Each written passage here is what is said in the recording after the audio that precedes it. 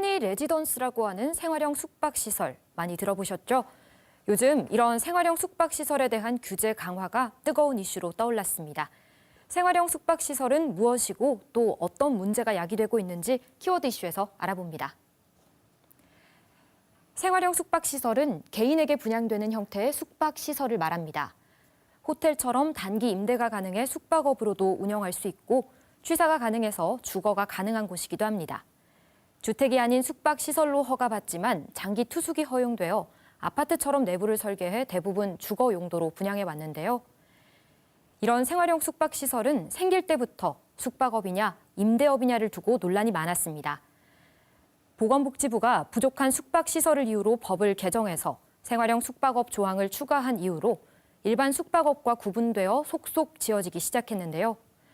국토교통부에 따르면 2018년부터 2020년까지 생활형 숙박시설의 인허가 건수는 37,751건입니다. 몇 년 전부터 부산 해안가에도 이 생활형 숙박시설이 우후죽순으로 들어서기 시작하며 2018년부터는 급증 양상을 보이고 있습니다. 부산의 경우 해안가의 숙박업으로도 생활형 숙박시설을 지을 수 있기 때문입니다. 수요자에게는 숙박시설로 분류되어 다주택자 양도소득세 등 각종 세금 규제를 피할 수 있는데요. 건설업체 입장에서도 주거시설을 지을 수 없는 상업용지에 생활형 숙박시설을 건설할 수 있고 학교 등의 인프라 건설 부담금 의무나 주차장 설치 의무 등의 부담이 아파트 건설에 비해 덜해 규제를 피할 수 있습니다. 하지만 가장 큰 문제는 생활형 숙박시설이 부동산 투기와 난개발을 부추긴다는 비판이 꾸준히 제기돼 왔다는 점입니다.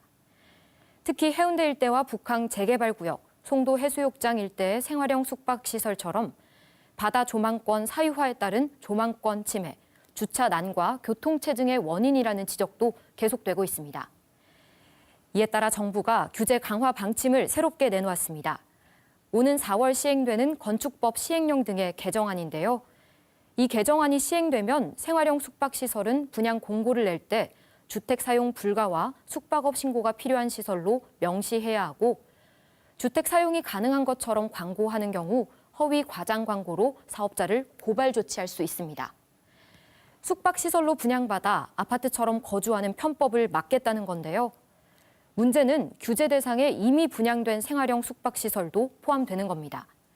개정안에 따르면 기존의 생활형 숙박시설은 주택으로 용도 변경을 하거나 숙박으로 운영할 수 있는데요. 만약 용도를 변경하지 않으면 시가 표준액의 10%를 이행 강제금으로 내야 합니다. 이를 두고 생활형 숙박시설 입주민들은 갑작스런 규제라며 크게 반발하고 있습니다. 또 이번 개정안을 두고 용도에 맞게 사용 중인지를 판단할 기준이 애매하다는 지적도 있는데요. 단속에 나서야 하는 구청이나 군청이 일일이 확인하고 입증하기가 힘들기 때문입니다. 전문가들은 더 실질적인 용도 변경 계획이 제시돼야 한다고 지적하는데요. 개정안 시행에 앞서 생활형 숙박시설에 대한 좀 더 세밀한 대책이 필요해 보입니다. 지금까지 키워드 이슈였습니다.